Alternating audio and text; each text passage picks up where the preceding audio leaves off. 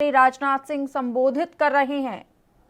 Apoorva Chandra, air chief marshal B.S. Dhanoa, retired, distinguished members of the French delegation, senior officers of armed forces of India and France, Indian and French friends from media.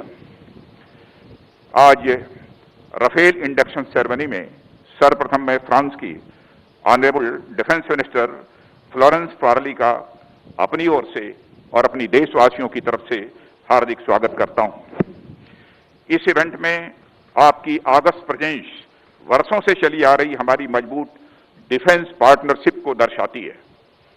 Indian air force में अत्याधुनिक combat aircraft Rafale के induction के अवसर पर आप सभी के बीच आकर मुझे बेहद खुशी हो रही है।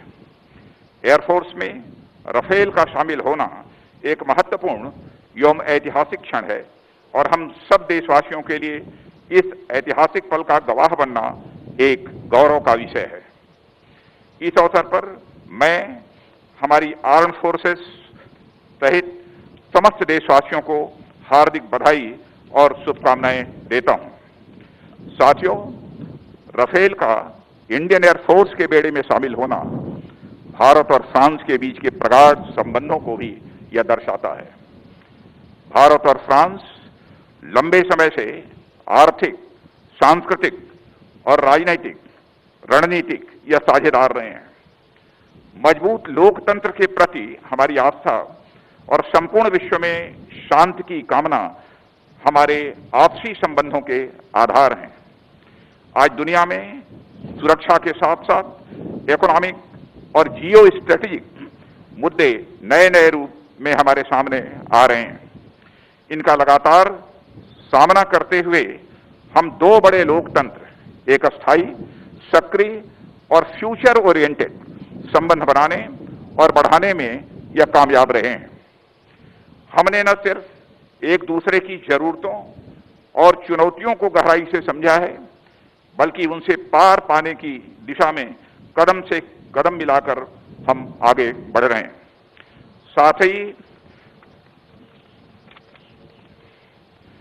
साथ ही हम दोनों देश लिबर्टी, इक्वलिटी, फ्रेटर्निटी और वसुधैव कुटुंबकम के यूनिवर्सल प्रिंसिपल्स को मजबूत करने एवं पूरी दुनिया में इसे प्रसारित करने के लिए भी पूरी तरह से कमिटेड हैं। साथियों, भारत और फ्रांस के बीच एक स्पेशल स्ट्रेटेजिक पार्टनरशिप है जो समय के साथ लगातार मजबूत हो रही है। भारत की स्वाधीनता के बाद हमारे देश और फ्रांस के बीच वाइब्रेंट डिफेंस कोऑपरेशन डेवलप हुआ है। आपसी रक्षा सहयोग से हमारी एयरफोर्स ने फ्रेंच फाइटर एयरक्राफ्ट से अपने आप को न सिर्फ इक्विप किया है, बल्कि अनेक मिशंस को सफलतापूर्वक अंजाम भी दिया है। 1965 के वार में पाकिस्तान के खिलाफ हमारी विजय इस बात की गवाह है।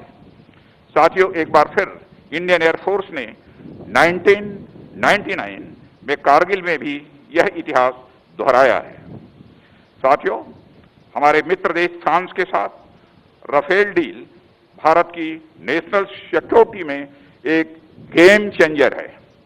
इसका लॉन्ग रेंज ऑपरेशन, अपने वजन के बराबर आर्मामेंट और एडिशनल फ्यूल कैरी करने की कैपेसिटी, शॉर्ट लैंडिंग ग्राउंड से ऑपरेट करने की एबिलिटी, हाई स्पीड जैसी खूबियां इसे दुनिया के बेस्ट एयरक्राफ्ट में से एक बनाती हैं।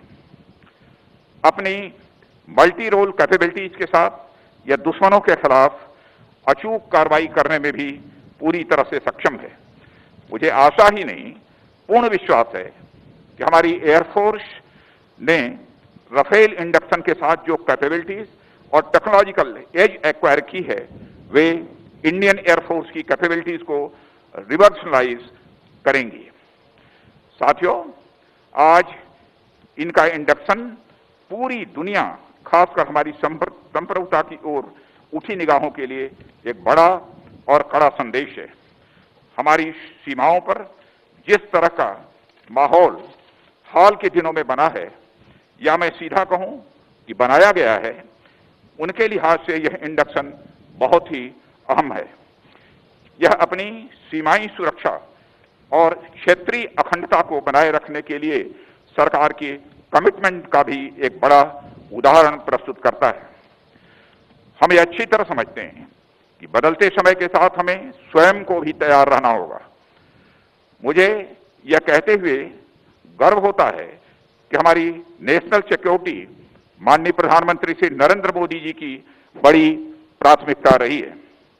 जिस ताकत को आज हम अपनी आंखों से देख पा रहे हैं, उसे पाने की राह में अनेक अड़चनें भी आईं, परंतु माननीय प्रधानमंत्री जी की मजबूत इच्छा शक्ति के सामने वे सभी नष्ट नाबूद होती गई और हमारा मार्ग प्रशस्त होता चला गया।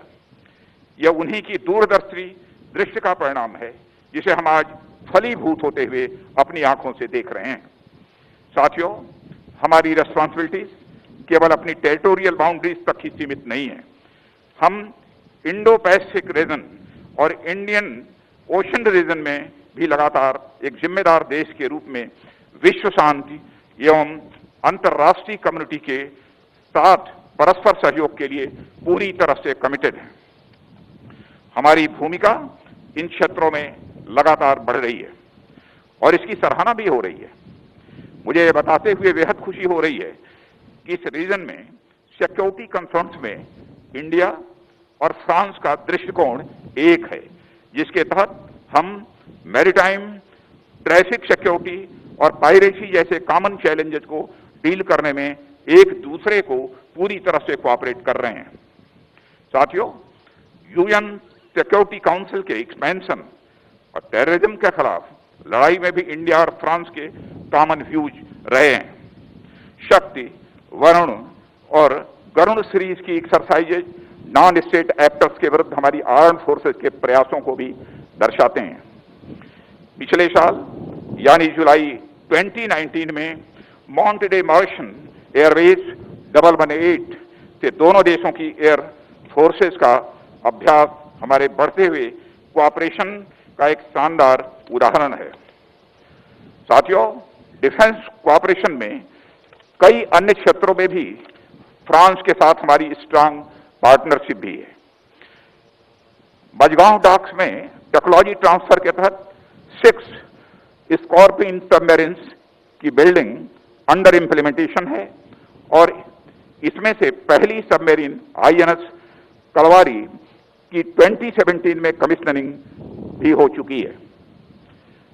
रेसिप्रोकल लॉजिस्टिक सपोर्ट के संबंध में एग्रीमेंट हमारी इंटर ऑपरेबिलिटी और ज्वाइंट फोर्स कोऑपरेशन को बढ़ाने के हमारे संकल्प को भी दर्शाता है। मैं इस अवसर पर अपने साथी देश फ्रांस को इंडियन डिफेंस सेक्टर में इन्वेस्ट करने के लिए भी इनवाइट करता हूं। हमारे प्रधानमंत्री श्री नरेंद्र मोदी जी द्वारा सेल्फ रिलायंट इनिशिएटिव क्या इस दिशा में कई प्रोग्रेसिव एवं पॉजिटिव स्टेप्स भी उठाए हैं। इस राह में अनेक ऐसे पॉलिसी रिफॉर्म्स किए गए हैं जो डोमेस्टिक इंडस्ट्रीज के साथ साथ इंटरनेशनल एंटिटीज को भी इंडियन डिफेंस सेक्टर की ओर अट्रैक्ट करते हैं। स्ट्रेटेजिक पार्टनरशिप मॉडल के तहत डिफेंस रिक्वायरमेंट की मैन्युफैक्चरिंग ऑटोमेटिक रूट के द्वारा 74% तक foreign direct investment, Uttar Pradesh और तमिलनाडु स्टेट्स में 2 डिफेंस कॉरिडोर्स की स्थापना, ऑफसेट रिफॉर्म्स इस दिशा में उठाए गए बड़े कदम हैं। मुझे विश्वास है कि फ्रेंच डिफेंस इंडस्ट्री इसका लाभ उठाएंगी और फ्रांस इंडिजिनाइजेशन की हमारी इस यात्रा में हमारा साथी बना रहेगा।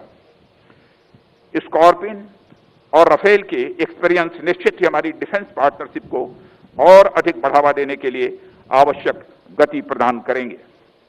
साथियों, डिफेंस इंडस्ट्रियल कोऑपरेशन हमारी स्ट्रेटेजिक पार्टनरशिप के मुख्य आधारों में से एक है। हमारी रिलेशनशिप ने कोऑपरेशन के एक नए आयाम हासिल किए हैं।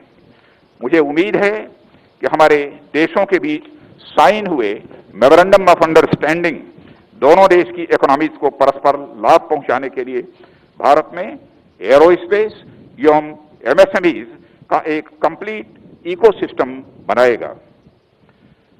डिफेंस की मजबूती के पीछे हमारा उद्देश्य हमेशा से विश्व शांति की कामना रहा है और आज भी है। इस राह में हमारा देश कोई भी ऐसा कदम न उठाने के लिए कमिटेड है जिससे कहीं भी शांति भंग हो। यही अपेक्षा हम अपने पड़ोसी और दुनिया के बाकी देशों से भी करते हैं। और मैं यह बताना चाहूंगा कि अभी हाल की अपनी फॉरेन विजिट्स में मैंने भारत के पॉइंट ऑफ व्यू को समुचित विश्व के सामने रखा है, जिसे बड़े पॉजिटिव तरीके से देखा जा रहा है।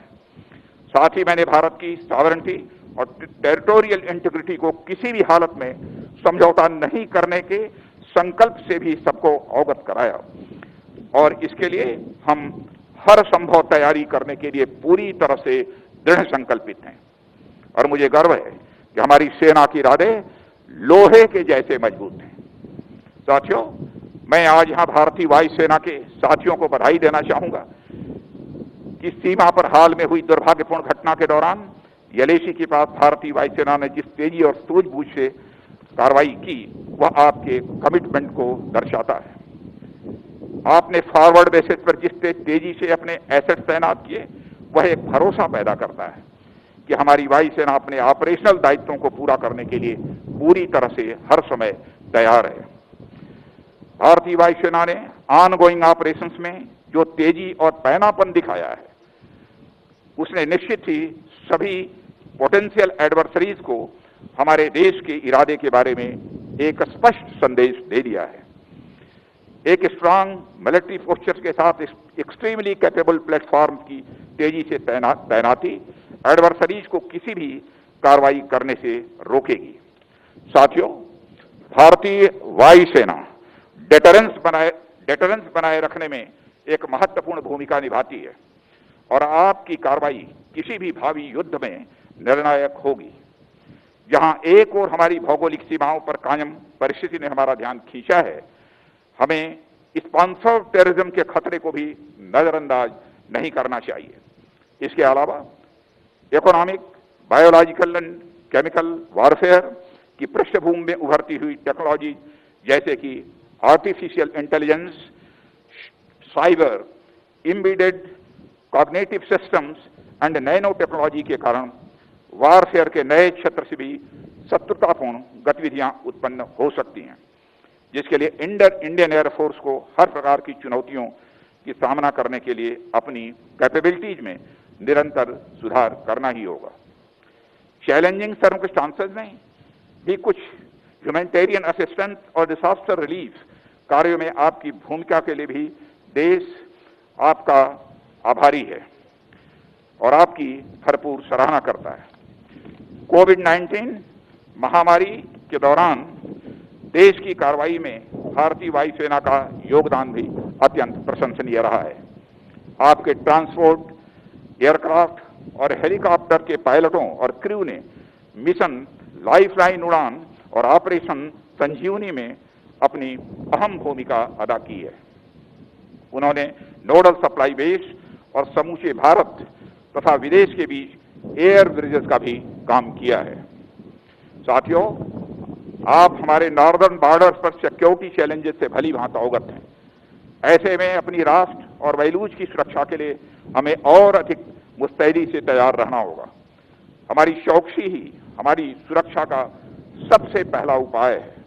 हमारा देश और समाज आप लोगों की वजह से सुरक्षित और आत्मसम्मान की जिंदगी जी रहा है।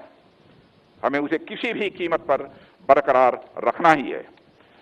अंत में मैं ऐतिहासिक 17 स्क्वाड्रन को विशेष बधाई देना चाहूंगा। भारतीय पराक्रम के इतिहास में आपका नाम चमकीले अक्षरों में दर्ज है। राफेल का इंडक्शन गोल्डन एरोस को एक नई चमक देगा। आप सभी राफेल यानी तूफान की तरह गतिशील रहकर देश की अखंडता और अखंडता के साथ साथ संप्रभुता की भी रक्षा करते रहेंगे। इन्हीं शब्दों के साथ मैं आप सबको अपनी तरफ से पुनः हार्दिक शुभकामनाएं देता हूं और फ्रांस की डिफेंस मिनिस्टर मैडम मिनिस्टर का पुनः मैं अपनी तरफ से और भारतवासियों की तरफ से हार्दिक स्वागत करता हूं। धन्यवाद। देश दुनिया की खबरों के लिए एएनबी न्यूज को सब्सक्राइब करें और बेल आइकन दबाएं।